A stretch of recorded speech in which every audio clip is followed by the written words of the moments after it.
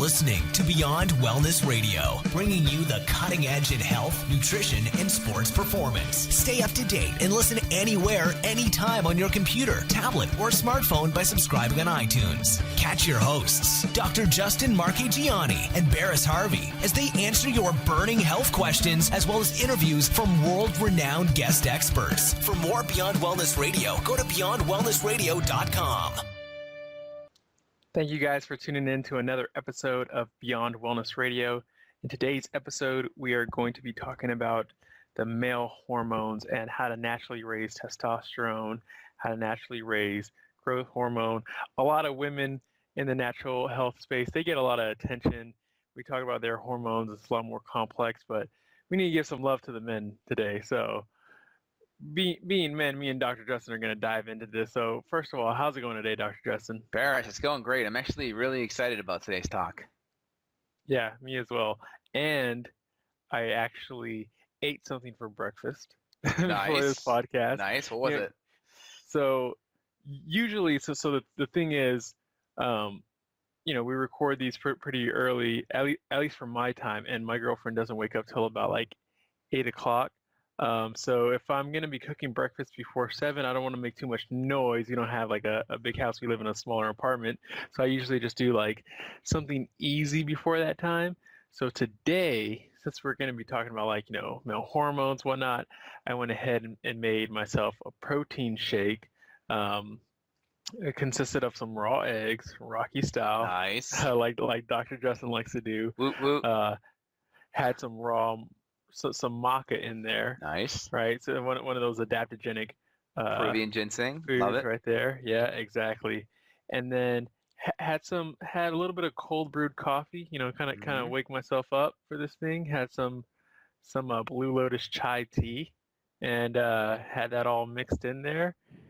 And man, tasted pretty dang good. That's good, man. So, that's really good. Yeah. Excellent. So did you get anything special for breakfast today? Yeah, today was kind of my easy go-to. I was up at 6 a.m. and went for a half-hour walk, and then right around 6:30, I was just doing sprints in my backyard, about 10, 25-second sprints. My neighbors probably think I'm crazy, just running back and forth like a hamster on a wheel, just trying to get my testosterone boost, but we'll talk about that in today's show. Came in, hit about 4 or 5 pasture-fed eggs, did about 3 grams of cod liver oil, hit up some coffee. I put some full-fat cream in there with some MCT, and also had some collagen and a little bit of I did a little bit of rice protein today because I'm trying to cycle away from the whey for a couple days, and I'll cycle into some pea just to prevent some allergens from occurring. So that was good. Actually, over the weekend, I had some gluten-free waffles, or I should say pancakes, with gluten-free fried chicken. And it was amazing. Like, I consider that a cheat because there's still, some refined grains in there. There's still, higher glycemic stuff, but it was a great cheat, man. I was like on heaven on Saturday. So good. Yeah. You can't go wrong with chicken and waffles. Oh my gosh, man. Unreal. Yeah. I have a friend that works at Facebook, and like every time we get the chance, or he even gets the chance to mention it, he's like, so chicken and waffles? Like all the time. But yeah, definitely a great meal. That's great. And by the way, my new favorite little snack that I'm doing is I'll get some organic blackberries and I'll put them in the cultured coconut milk. It's like a cultured kind of coconut kefir. And then I put a whole bunch of cinnamon on top and a little bit of vanilla in there. Oh my gosh. Absolutely amazing. Oh, you want to talk about good snacks? Check this out. So the coconut magna or whatever, it's like coconut butter basically. So you go ahead and you put that in a pot of like boiling water so that way it can kind of melt the coconut butter, and then you get like frozen berries, and then you put the coconut butter on top, and because of the berries are frozen, it gets it cold again, so you have that kind of covered. So it's almost like it's like chocolate covered fruit, except it's like coconut butter covered fruit. It. And it's delicious. We'll put that on my to-do list. Love it. Awesome. Definitely. All right. So are we ready to dive in here? What do you think? Yeah, we're ready. We're ready to dive in. We got a couple snacks on our mind, so now we got ourselves salivating. But we're gonna kind of switch directions and talk about testosterone. So we got athletes that listen to this to the show, but we also have some older men that listen to the show too. So there's going to be like two kind of angles. We're going to want to know how are we naturally going to boost testosterone and get our hormones more in a anabolic kind of building stage, so that way we can live as healthy and have as much energy as we possibly can. And also, how do we take away some of those, let's see, some of those things that are stealing from our testosterone, some of the things that might be adding extra estrogen, and how do we figure out what we might be doing that's actually making it harder for us. So let's see, where should we start? Let's just start with some basic mechanisms, as always, like what is testosterone overall? Give us like a general thing. Like people might know like, oh, it's just a male hormone, but like how does it work in the body? So to keep it pretty simple, we have kind of two families of hormones. We have anabolic hormones. These are hormones that help build us up, that help put on muscle, help heal our body. And we have hormones that are catabolic, like cortisol or cortisone, if you will. These are anti-inflammatory. So we have anti-inflammatory hormones and we have anabolic hormones, just to keep it really simple. Female hormones are anabolic as well, but for our purposes, testosterone is going to be the main hormone that we're looking at. And about 98% of hormones in our body, they're bound to proteins. Now, this is important because if it's bound to a protein, that hormone can't bind to a receptor site. And for a hormone to work, for a hormone to function, it has to bind into a receptor site, kind of like a key going into a lock, right? So if there's a cover over that lock, that key's never going to get in. That's kind of like a hormone that's protein bound. It's never going to get in there. So when we look at hormones, we want to look at protein bound hormones. How many hormones are there, right? Because 98% of hormones are protein bound, right? And then only about 2% are free. So when we look at and we talk about testosterone, we want to talk about it in context of, hey, how much testosterone is there on the total or protein side of things, and how much testosterone is actually free and bioavailable to bind into the receptor site. Does that make sense, Barris? Mm-hmm. Yeah, that makes sense. So you're talking about receptor sites, almost like you said, like a key. So it's almost like sometimes I always talk about it as like a parking spot, whereas the hormone might be the car, and then there's a parking spot. I love it. Great analogy. I'm adding that to my repertoire. Yeah. So your analogy tag, yeah, you have some of the best analogies ever. I'm always like, oh, that's a great idea. I'm gonna use that one. But yeah, and then so that actually makes a big difference to because sometimes when it comes to testing, we might just test free testosterone, or there might be some tests that don't really give you the whole spectrum, and then so that's going to be a big indicator there, knowing what's actually getting tested. And then there's some other hormones that can actually interfere, some other hormones. You want to go into that a bit? So when we look at the testosterone side, we want to get free testosterone looked at. We want to get total testosterone looked at. That's a kind of a good general marker. It's also nice to get DHEA sulfate looked at because that's an adrenal hormone, but DHEA kind of funnels down this anabolic cascade and it turns into testosterone. It can go into estrogen as well. If you're a female, more likelihood it's going to go that way. But if you're a man, it can go down to testosterone. And there's a little path that makes via androstenedione into testosterone. Mm-hmm. So DHEA is good because if you have adrenal fatigue, a good amount of your testosterone can come down that adrenal pathway. So if we have fatigued adrenal glands, that's important because the last thing you want to do is just give someone a whole bunch of testosterone because they may aromatize, and that's a word we'll talk about in a second. They may aromatize that testosterone downstream to estrogen. So looking at DHEA sulfate along with total and free testosterone is paramount to getting a good window into what's going on in the male physiology. Yeah, I want to add that'd be something you kind of graced over, and some people might not know this, but you mentioned just giving somebody a lot of testosterone, and it might throw off.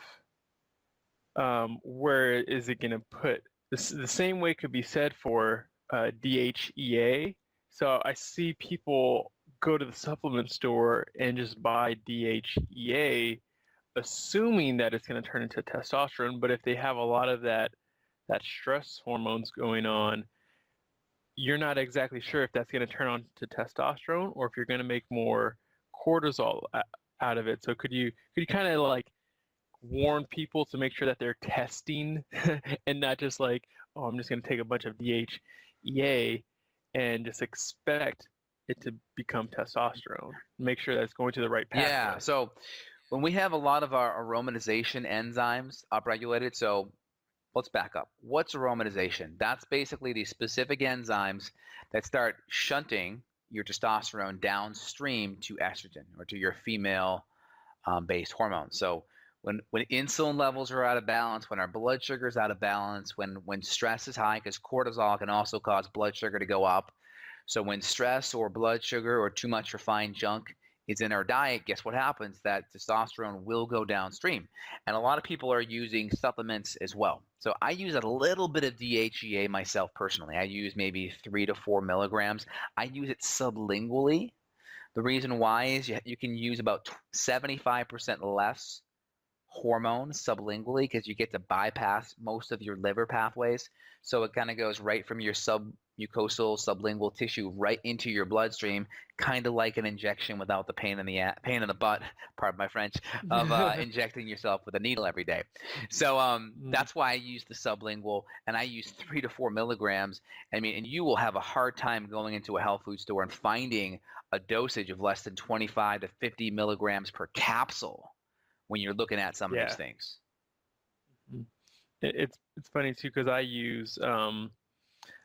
get a adrenal complex from Biomatrix One, which is a practitioner grade supplement, and it has a tiny bit of that in there. So I mean, I'm in junior college, so there's not really like a bunch of testing, and it's not like I'm taking steroids, but it's because my adrenals were basically fried. There's a tiny bit of that in there, but if I went to the health food store, just like you mentioned, the lowest dose you can get is 25 milligrams. I know, and like I'd be lucky to get 25 milligrams, over 5 days, 6 days. So I try to use the smallest amount possible. And DHEA, I mean, if you do the research on it, I mean, there's lots of neuroprotective effects of it. And I just use it because one, I want to keep muscle mass on my body. I want to stay lean, and I just know I'm under stress. So, how can I use just a little bit of anti-aging medicine in my favor to keep myself anabolic and keep myself anti-aging, if you will.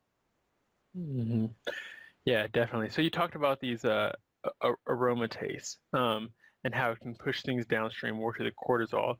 There's also been some science that says aromatase could actually turn our testosterone into estrogen.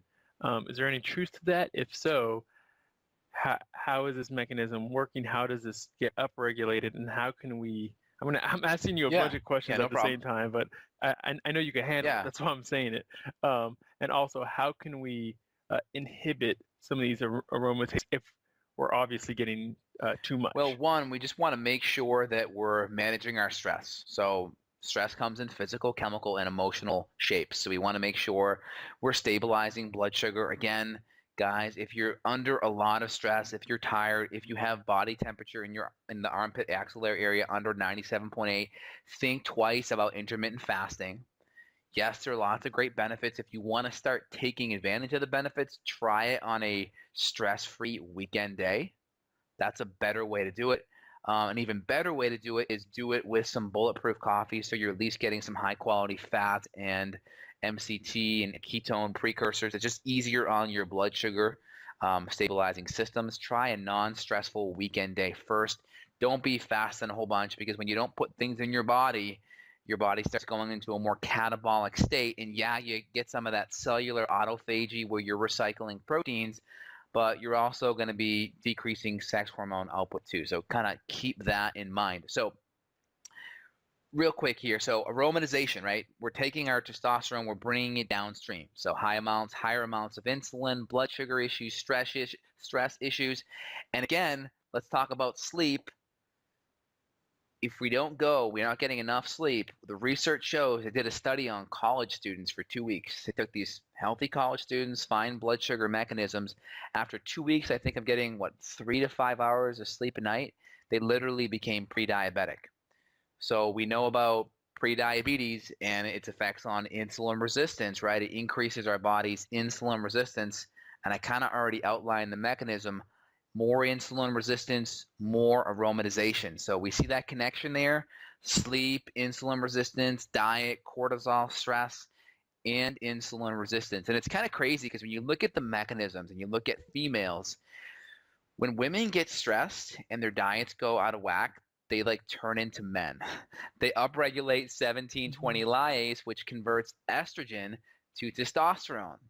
But when men get stressed, they literally upregulate aromatization enzymes that then converts their testosterone into estrogen. So like women become men when they get stressed and men become women. It's this like odd paradox. Yeah, exactly. And also, there's kind of this vicious cycle. Um, is it not true? You can correct me if I'm wrong. The more adipose tissue, basically the heavier you are, the more aromatase that you can actually have. So if you're heavier, it actually is easier to turn that testosterone into, the testosterone into estrogen. So it's like this hard vicious cycle to break. So if you're heavier, it's already like the you're going downhill, and it's harder to stop that. Is that correct? Where you can turn, and that's kind of why you see like bigger men kind of get gynecomastia, which is basically man boobs. Yeah. So again, our fat cells are actually an endocrine / exocrine gland. I mean, they're like producing hormones. So our fat cells produce, from what I understand, they produce leptin as well. Leptin's like a feedback for allowing us to feel full and satiated. So if we have leptin resistance, so anytime we have resistance, like the body sees as if there's not enough hormone there because the cells are numb to it. So that kind of creates appetite problems. And when our appetites aren't satiated, we tend to grab the wrong things, right? And those wrong things are going to be things that make our blood sugar go bump in the night or up and down, if you will. And that's going to cause more of our testosterone to go downstream. Our fat cells also produce estrogen. And estrogen itself, so if we're getting exposed to estrogen just because we have a lot of fat to begin with, or if we're eating foods that have pesticides, that a lot of them are estrogen based, or drinking out of plastic water bottles that are xenoestrogens, the estrogens can actually affect the feedback loop in the brain that produces LH. Okay, LH is a luteinizing hormone. LH in a man produces testosterone. LH in a female produces progesterone. So it's interesting how the physiologies are different for each one. So again, if we're inhibiting LH, we're basically telling our brain not to scream down to our testes or to our gonads to produce testosterone. So we really want to be careful with that, because if we don't have that good communication from our HPG axis, hypothalamus pituitary gonadal axis, we're not going to have good communication, and we're not going to have good testosterone output. So making sure estrogen, we keep it to a minimum. So keeping, people that have lots of fat, going into a low carbohydrate diet with adequate amounts of healthy fats will be important, because if insulin's lower, we're going to start burning into that fat more for fuel. The more we lessen the fat, we lessen the aromatization at the same time. Yeah, definitely. So thank you for answering my question. There's another hormone that can also, we're going to add to the mix right now. So I don't want to get like too confusing for the listeners, and I know you go to Beyond Wellness Radio for this nerdy stuff, so I'm pretty sure you guys are ready for it. Also talk about SHBG, the sex hormone binding globulin, and how that can interfere or make changes in your testosterone production. All right, so sex hormone binding globulin is like it's a protein that binds to the hormone, right? So it's like, imagine sex hormone binding globulin is like your buddy just jumping over in the parking space, so then you can't go pull into the parking space, right? That's kind of like sex hormone binding globulin. Good use of that analogy. Right. It's like someone putting a cone in the parking spot, and you're like, what? Come on. So that's like what's happening with sex hormone binding globulin. So sex hormone binding globulin will go up with increased stress. It'll go up with insulin resistance. So all of these things can affect sex hormone binding globulin. So with men, looking at that can be helpful. I don't think it changes too much. I mean, if we have high sex hormone binding globulin, there are some herbs like stinging nettle, for instance, that can be helpful in reducing sex hormone binding globulin. But my thing is, why take these herbs if we're not getting to the underlying cause? So I look at it from the perspective of, let's get the diet dialed in, let's get the stress and the sleep dialed in, let's get the inflammation down. And once we get that down, I'm fine using the herbs in conjunction with that, as long as we're addressing the root cause at the same time. If not, then we're just being medical doctors, but we're using herbs and hormones instead of drugs, right? Instead, if we were medical doctors, we'd be using Arimidex and testosterone cream. Now we're natural functional medicine doctors. We're using a little bit of DHEA and some herbs, trying to get the exact same effect, if you will. Yeah, exactly. So basically, we don't want to just be treating the symptoms still just in a natural way. We want to go to the underlying cause.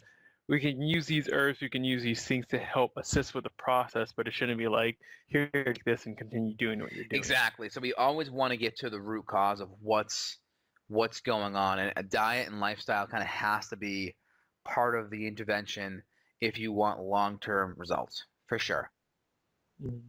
Yeah, definitely. So we got in pretty deep with the anatomy and how things work in the physiology. Now let's talk about some of the things in our diet that could be. You talked a little bit about the xenoestrogens, plastics that can have estrogen-like effects. What are some other things in our diet that could be holding us back? Well, again, making sure we have adequate proteins and fats are going to be, really, really important. Again, all of our hormones come from cholesterol. And cholesterol is typically found, it's going to be found in high quality animal products, especially if we want good types of cholesterol. So you want to make sure we're not having a low fat diet.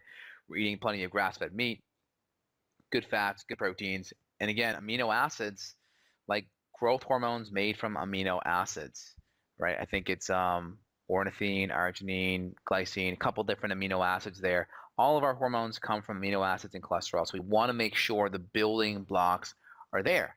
There's also certain minerals that are like really important for testosterone output, like zinc. And there's a simple test you can do called the zinc challenge or a zinc tally test. Basically, it's some liquid zinc sulfate, and you put it on a spoon and you put it in your mouth and you swish it around and hold it for 20, 30 seconds up to a minute, and you want to observe what the taste of the zinc is in your mouth. So if it comes in your mouth and it kind of tastes somewhat neutral or okay, you more than likely have a zinc deficiency. If it tastes any bit sweet at all, you have a serious zinc deficiency. Typically, if you put it in your mouth and it tastes metallic right away, then more than likely you're zinc sufficient.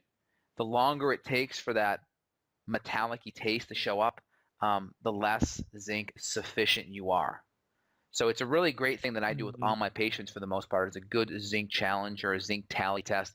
And it's important because when we have low zinc, guess what we also have, Bears? We have low T. Yeah, of course. But on top of that, we have low stomach acid because zinc's an important cofactor for making hydrochloric acid. And if we have low stomach acid, we may have problems breaking down protein and fat, which then causes even more. Yeah, exactly. Right? So a lot of these cycles, because you can't get any of the amino acids out of your food. So it's like when you have one thing wrong, so you see how like going to like your natural anti-aging doctor and having them give you some testosterone cream, how it doesn't get to the root cause, right? So not to mention that creams can supersaturate hormones, and that may not be the best delivery mechanism for it. My bias off the bat is going at a liquid type of level, and using small doses of DHEA would be the best bet, but always get yours tested first so you know where you're at. Yeah, definitely. Sounds good. So you mentioned getting enough zinc, and that's like super important, and doing the tally test was a great way to measure to make sure that you're sufficient in zinc. Another great one that I think you mentioned, but just in case, kind of should be something that everybody should probably be taking, just because a lot of us aren't getting enough, is vitamin D. Could you go a little bit about vitamin D and how it kind of interplays with our hormones? Yeah, so vitamin D has an effect. It's a hormone essentially. When we take in vitamin Mm-hmm. D, it gets converted by our liver and kidneys into active vitamin D, or calcitriol, if you will, and it has a really good effect on our immune system. It helps boost these cells called our T regulatory cells, which have an effect on our Mm-hmm. immune system. And healthy immune function equals less stress on our body, right? The more our immune system's revved Mm-hmm. up.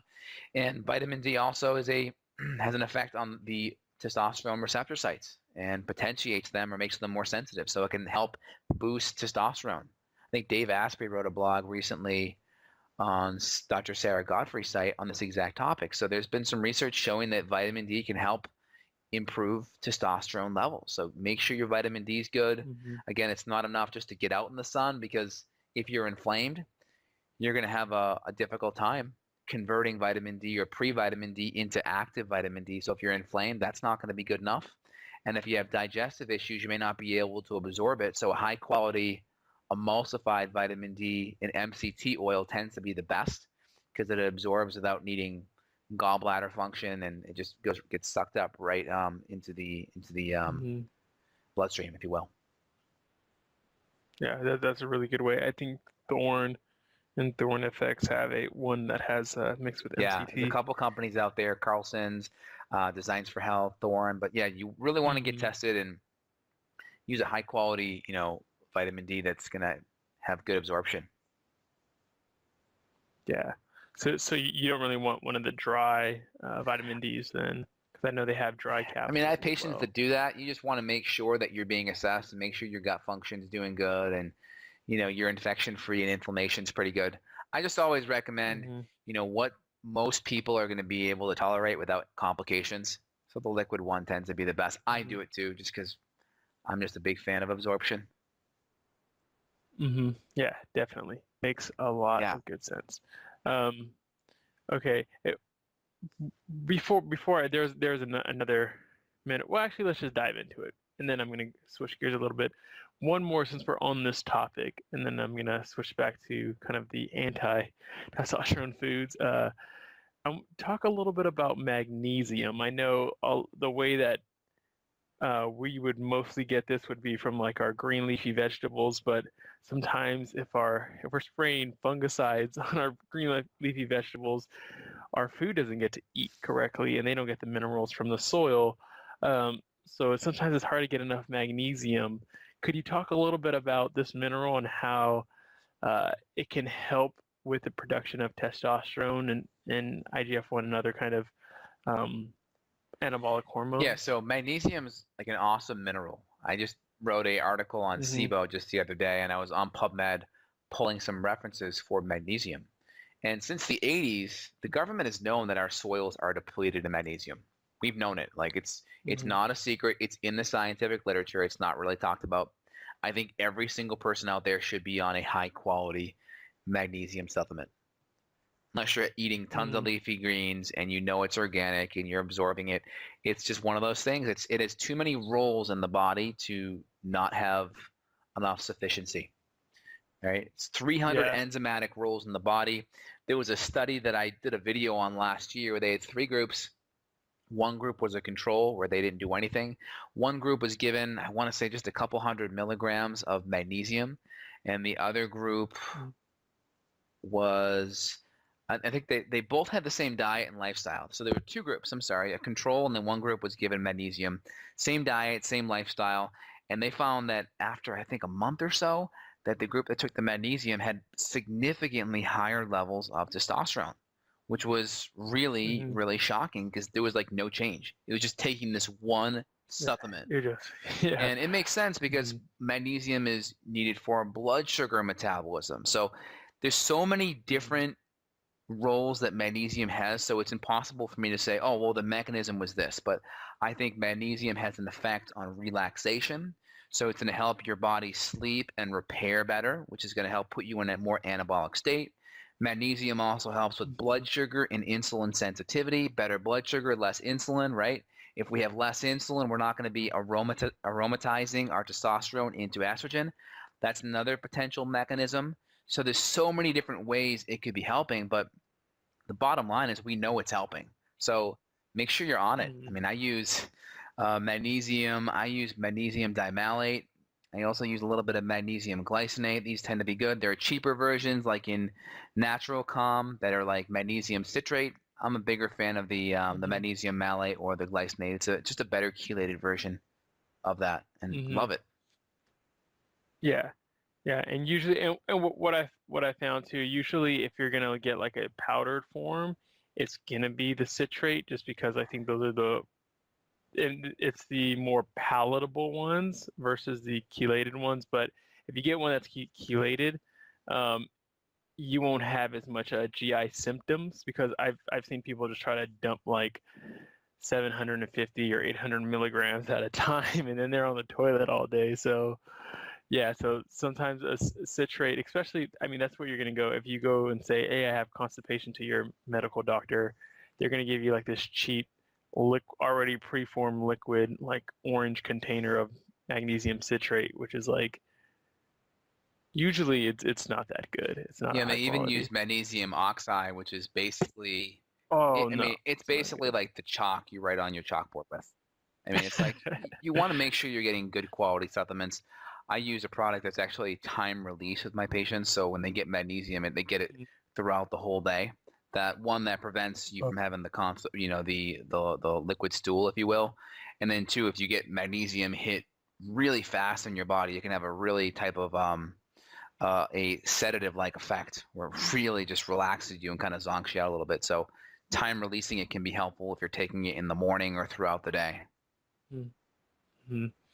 And another way, I've had so many people just even take a packet of like magnesium calm and just like tell me about the wonders of it. Like I slept better, I didn't have cramps in the night, all these positive things. I mean, even if you did an Epsom salt bath and you get some magnesium sulfate through your skin, or put magnesium oil on your skin, like, man, you'll notice it. Notice it. Yeah, instantly. absolutely. And a couple other hormones that affect things. Growth hormone is also really important to look at, because growth hormone, it kind of potentiates all anabolic hormones. I mean, if you look at it, growth hormone goes to the liver, IGF-1 gets kicked out by the liver. That potentiates the effect of all hormones. So by having good growth hormone and testosterone, it just, the way I look at it is, allows your testosterone to go farther. So we know really simple things. You know, our viewers are really smart, but just in case they're missing some of these facts, lifting heavy things, right? Taking 20 to 40 minutes a couple times a week and doing good functional movements with good form. So we're already making that assumption that you're using good form. And if you're at a CrossFit gym, you're using a gym that has a good ramp up program or has good instructors that are watching your form and aren't about how many, numbers or how fast you can do your Fran in, but looking at what's the quality of the movements, right? Quality reps, not quantity reps. Things like that are going to be major stimulators of growth hormone and thus increase testosterone via growth hormone and its mechanisms. And not exercising too much, because we know longer distance, especially aerobic stuff, will cause lower levels of testosterone as well. And again, if we're too stressed, there's a phenomenon known as pregnenolone steal, or cortisol escape. So imagine our hormone building blocks at the top of the pyramid. And if the building block goes down to the left, it's going to go to our anabolic hormones. If it goes down to the right, it's going to go to our stress hormones. So imagine there being like a 50-50 split where like we're at the top of the pyramid, like half of the building block goes down one way to anabolic, half goes to the catabolic or stress hormones. And what happens is we get more stress. Our body is always geared to deal with stress now versus allowing you to produce hormones that allow you to feel good and be healthy and energetic now, because our body doesn't care about tomorrow. It cares about now, because unless it gets through now, tomorrow will never come. So picture those building blocks going down the left side of the pyramid to the stress hormones. And this is called pregnenolone steal or cortisol escape because our body is shunting building blocks to make the hormones that allow us to deal with stress and inflammation because it wants to survive and it doesn't care about the long-term ramifications of andropause or being fatter or not being fertile Mm-hmm. or lower sperm count or just having a lack of muscle mass or lower energy. So we want everyone out there to thrive, right? So we want to make sure you know this. And if you understand how your body's hardwired to deal with these things, you can make a change and you can make a shift and you can use supplements and you can use natural medicine and you can use, most importantly, diet, lifestyle, nutrition to push your body in the right direction. Yeah, definitely. Here's a good one that I made up with the pregnenolone steal analogy.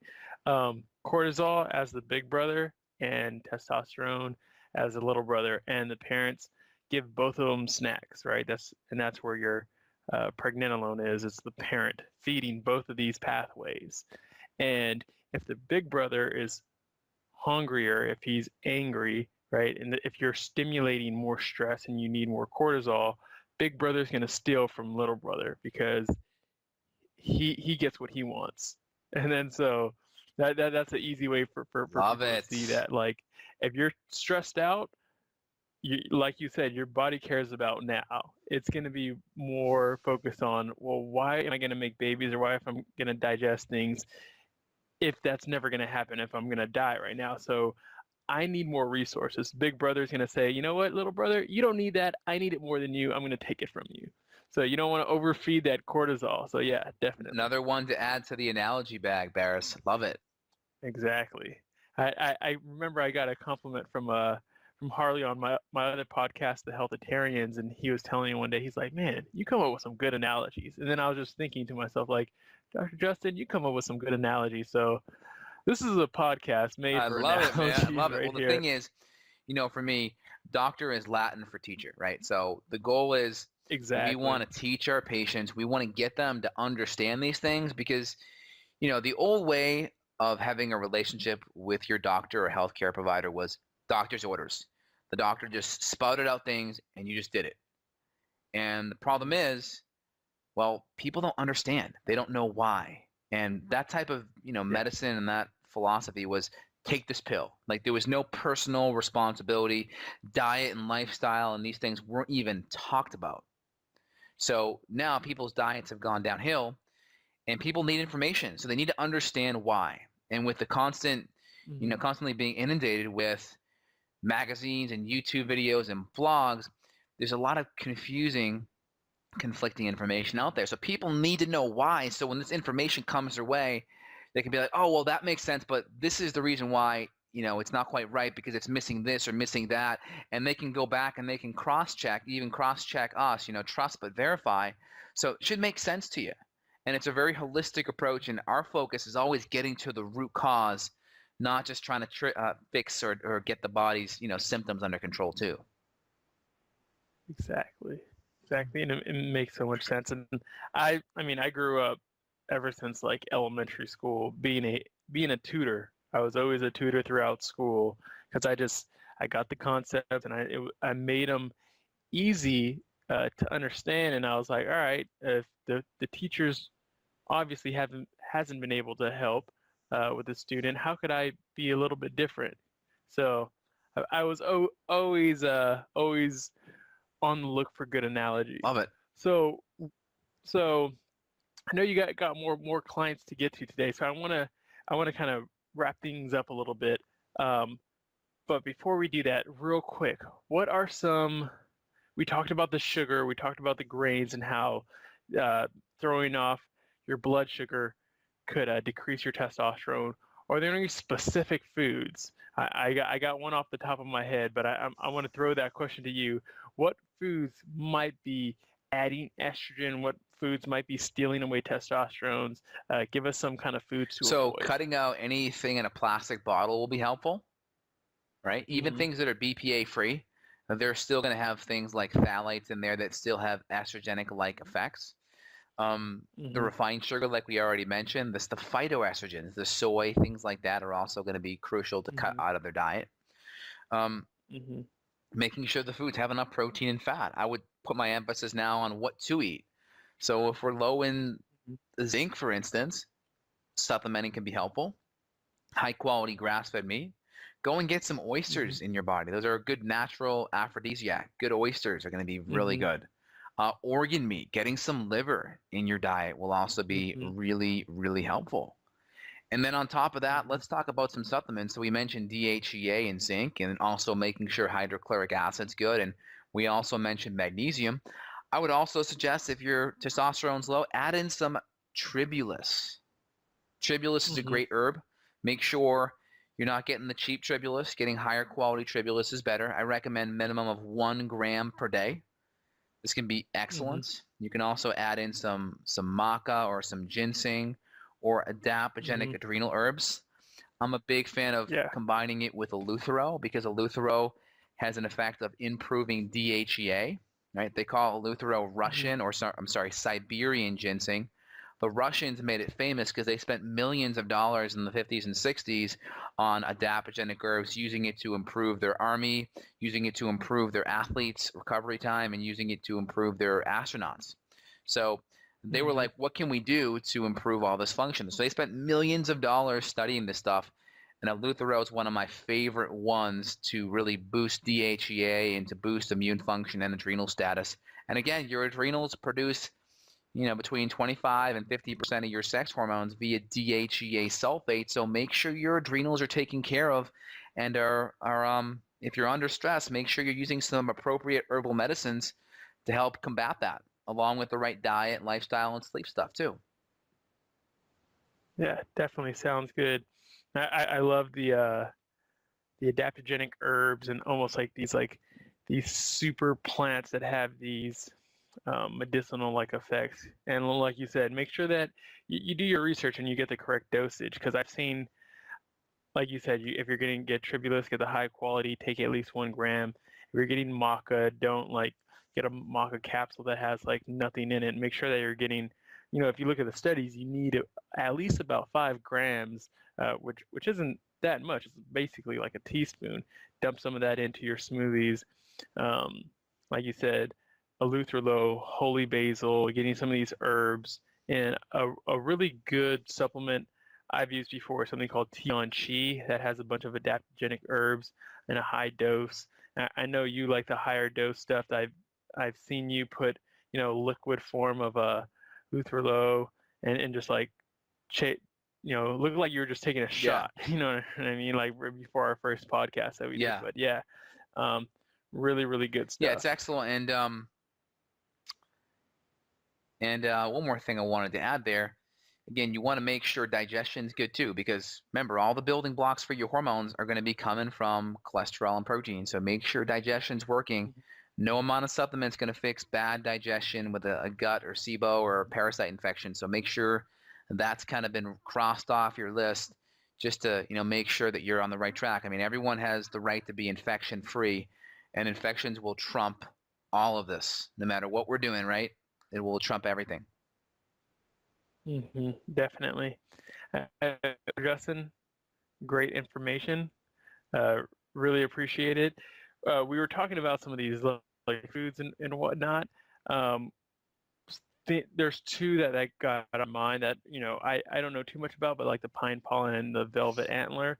And I know somebody who makes super high quality form from his company Surthrival, Daniel Vitalis. Yeah.